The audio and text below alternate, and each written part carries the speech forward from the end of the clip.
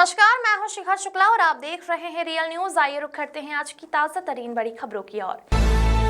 बदायूं में deputy CM Brajesh Pathak ने आज विपक्ष पर जमकर निशाना साधा। उन्होंने आगामी चुनाव की भविष्यवाणी कर सभी को चौंका दिया।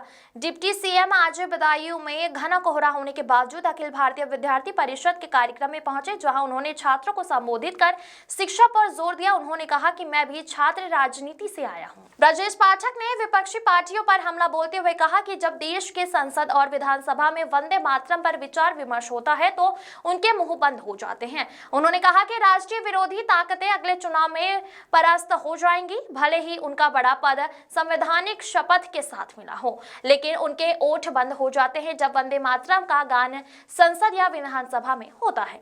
इस दौरान उन्होंने समाजवादी पार्टी को जमकर घेरा। उन्होंने कहा कि उत्तर प्रदेश की विधानसभा में समाजवादी पार्टी के लोगों के होठ क्यों बंद हो जाते हैं जब वंदे मातरम का गान होता है। एसआईआर को लेकर भी उन्होंने चर्चा की। उन्होंने कहा कि सभी मृतक मतदाताओं को चिन्हित करें, घुसपैठियों को बर्दाश्त नहीं किया जाएगा। उन्होंने कहा कि बिहार में एसआईआर के बाद चुनाव हुआ और बहुमत के साथ भाजपा गठबंधन की सरकार बनी।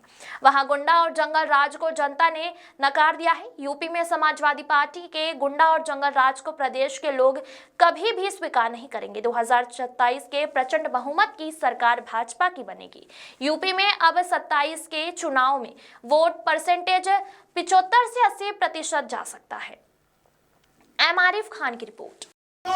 लखनऊ विश्वविद्यालय ने देने का काम किया है। हमको बैठने का, रहने का, बोलने का, लोगों से संवाद स्थापित करने का काम हमें आप सबसे सीखने का काम किया है, स्टूडेंट से सीखने का काम किया है।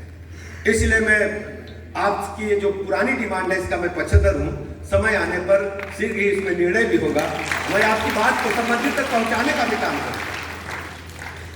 मैं देखता हूं विद्यार्थियों में, दिल्ली यूनिवर्सिटी के चुनाव में हम सब सक्रिय भूमिका निभाते हैं, हर चुनाव में सक्रिय भूमिका निभाते हैं। यही पॉलिटिकल नर्सरी है, यहीं से निकले बच्चे देश और समाज को एक दिशा देकर के, सकारात्मक दिशा देकर के राष्ट्र निर्माण में अहम भूमिका निभाने का काम करते हैं। मैं कार्यक्रम की सफलता के लिए आपको शुभकामनाएं देता हूं। मैं बोलना देर तक चाहता था, लेकिन आज मौसम बहुत खराब है तो मैंने घड़ी को देख करके अपना समय उससे बांधने का काम किया है। मुझे लग रहा था मैं पहुंच नहीं पाऊंगा, लेकिन मैंने कुछ धृष्टता की। हमने कहा कि हमारे स्टूडेंट्स का कार्यक्रम है और छात्रों के बीच में जाता ही जाता हूं, कोई मुझे बुला ले।